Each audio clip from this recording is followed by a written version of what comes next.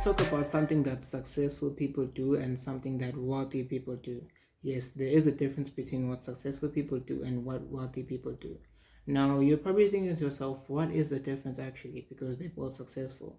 But you need to understand that successful people do the right thing, but wealthy people own the right thing. I'll say that again. Successful people do the right thing, but wealthy people own the right thing. Now, I'll give you an example that no one has ever heard of, but it is true. The CEO of Coca-Cola earns about 50 million in salary.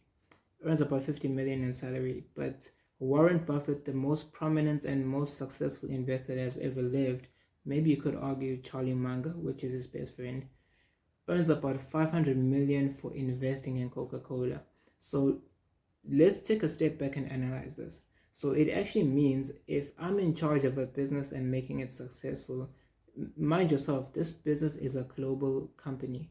Coca-Cola serves about each and every other country that exists on this earth. I wouldn't be surprised if they serve people up in space.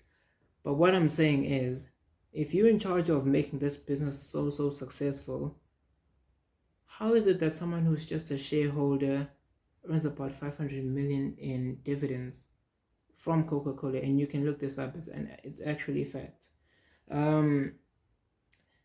But once again, it emphasizes that successful people do the right thing, which is you might put yourself in a position to become the CEO of Coca-Cola, and that's maybe a once in a lifetime opportunity.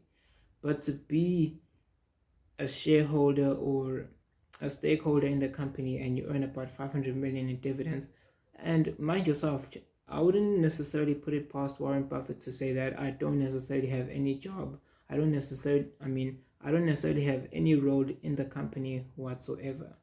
So it's very, very interesting to see that someone who's a stakeholder earns more than someone who is actually part of creating, or rather sustaining, the success of this company.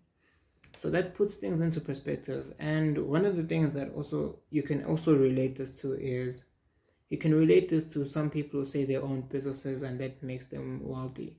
No, a business does not make you wealthy, it makes you successful.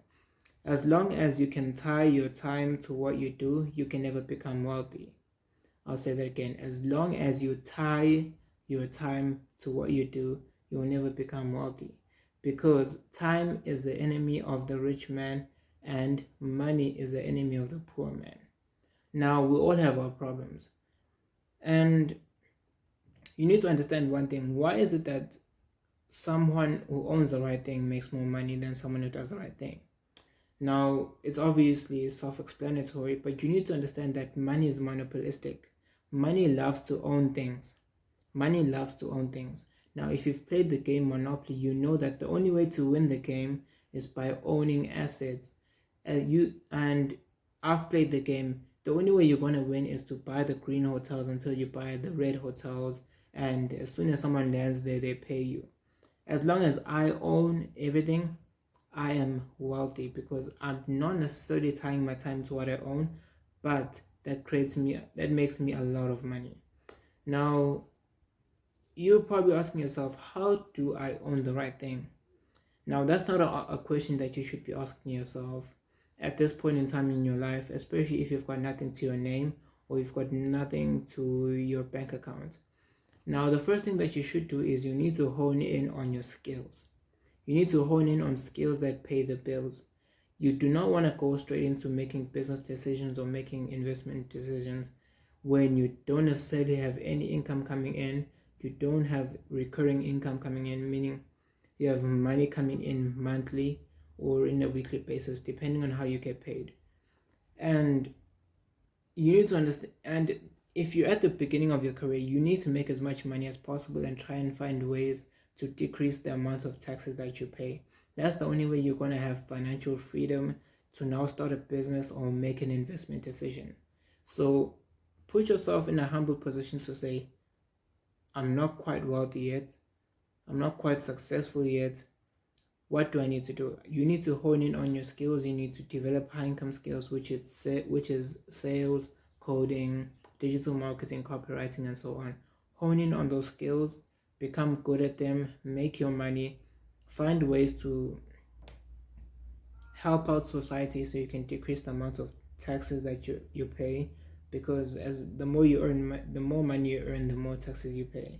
So find ways to decrease the amount of taxes that you earn, and then is once you're in a position where you've got enough money to start a business or make an investment decision, then I see no reason why you cannot own the right thing and become